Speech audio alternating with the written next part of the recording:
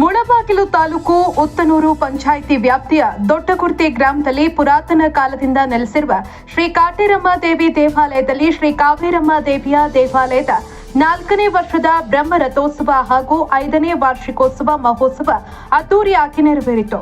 ಇನ್ನು ಶ್ರೀ ಕಾಟೇರಮ್ಮ ದೇವಿಯ ದಿವ್ಯ ರಥೋತ್ಸವದ ನಿಮಿತ್ತ ದೇವಾಲಯದಲ್ಲಿ ದೀಪೋತ್ಸವ ಕಾರ್ಯಕ್ರಮವನ್ನು ಶ್ರದ್ಧಾ ಭಕ್ತಿಯಿಂದ ಹಮ್ಮಿಕೊಳ್ಳಲಾಗಿತ್ತು. ಸುತ್ತಮುತ್ತಲಿನ ಗ್ರಾಮಸ್ಥರು ನಡೆದಂತಹ ದೀಪೋತ್ಸವದಲ್ಲಿ ಭಾಗಿಯಾಗಿ ದೇವಿಯ ದರ್ಶನ ಪಡೆದು ಇಷ್ಟಾರ್ಥಗಳನ್ನು ಬೇಡಿ ಕೃತಾರ್ಥರಾದರು.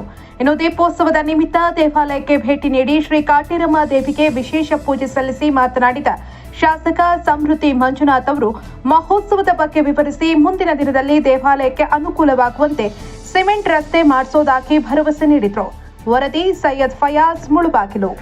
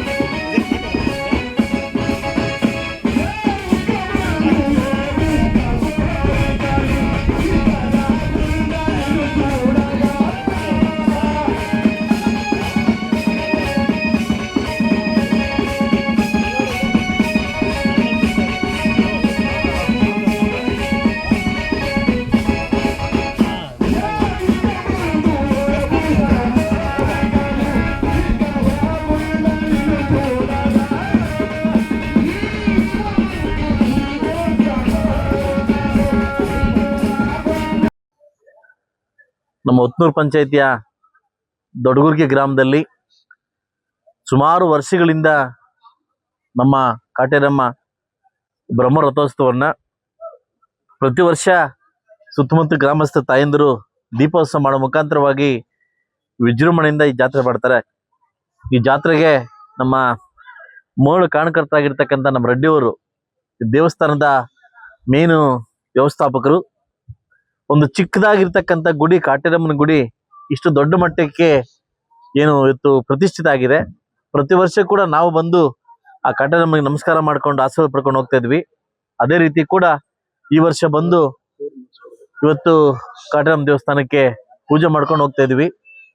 ಇವತ್ತೇನು ಅಲ್ಲಿ ಬಂದ ಕೂಡಲೇ ನಮ್ಮ ಪ್ರಧಾನ ಅರ್ಚಕರು ಏನು ಹೇಳಿದ್ದಾರೆ, ಹಿಂದೆ ಹೇಳಿದ್ದಾರೆ, ತೇರು ಎಳಿಲಿಕ್ಕೆ ನಮಗೆ ರಸ್ತೆ ಅನಾನುಕೂಲ ಆಗ್ತಾ ಇದೆ.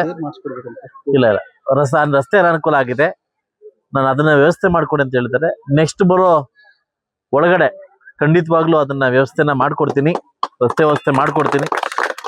ಒಂದು ಸಿಮೆಂಟ್ ಹಾಕೋ ಮುಖಾಂತರ ಸಿಮೆಂಟ್ ರೋಡ್ ಮಾಡ್ಕೊಡ್ತೀನಿ. ಮುಂದಿನ ದಿವಸ ಏನು ರಥ ಕೋರಿಕೆ ಇಟ್ಟಿದ್ದಾರೆ, ರಥ ಆಗಿದೆ ರಥ ಆ ತಾಯಿಗೆ ಲಾಸ್ಟ್ ನನ್ಗೆಲ್ಲಕ್ಕಿಂತ ಮುಂಚೆ ಸೋತಾಗ ರಥ ಮಾಡಿಸ್ಕೊಟ್ಟಿದ್ದೀನಿ. ಆ ರಥ ಹೋಗ್ಲಿಕ್ಕೆ ಒಂದು ರೋಡ್ ಕೂಡ ಈ ವರ್ಷ ಮಾಡಿಸ್ಕೊಡ್ತೀನಿ ಅಂತ ಹೇಳ್ತೀನಿ. ಆ ತಾಯಿ ಎಲ್ರಿಗೂ ಬುದ್ಧಿ ಕೊಡ್ಲಿ. ಮುಳಬಾಗಿಲು ತಾಲೂಕಿನ ನಮ್ಮ ಎಲ್ಲಾ ರೈತಾಪಿ ಜನ ಕೂಡ ತಾಯಿ ಒಳ್ಳೇದ್ ಮಾಡ್ಲಿ ಅಂತ ಕೇಳ್ಕೊಂಡು, ಇವತ್ತು ಸಕಾಲಕ್ಕೆ ಮಳೆಯಾಗಿ ಕೆರೆ ತುಂಬಿದ್ರೆ ಮಾತ್ರ ನಾವು ಚೆನ್ನಾಗಿರ್ಲಿಕ್ಕೆ ಸಾಧ್ಯ. ಕೆರೆ ತುಂಬಿದ್ರೆ ಮಾತ್ರ ಬೋರಲ್ಲಿ ನೀರು ಬರಕ್ ಸಾಧ್ಯ. ಸೊ ಅದರಿಂದ ರೈತರು ಚೆನ್ನಾಗಿರ್ಲಿಕ್ಕೆ ಸಾಧ್ಯ. ರೈತರು ಚೆನ್ನಾಗಿದ್ರೆ ಮಾತ್ರ ನಾಡು ಚೆನ್ನಾಗಿರುತ್ತೆ. ಆ ತಾಯಿಗೆ ಆದಷ್ಟು ಬೇಗ ಅದು ಒಳ್ಳೇದ್ ಮಾಡ್ಲಿ ಅಂತ ನಾನು ಕೇಳ್ಕೊಳಕ್ ಇಷ್ಟಪಡ್ತೀನಿ. ನಮಸ್ಕಾರ.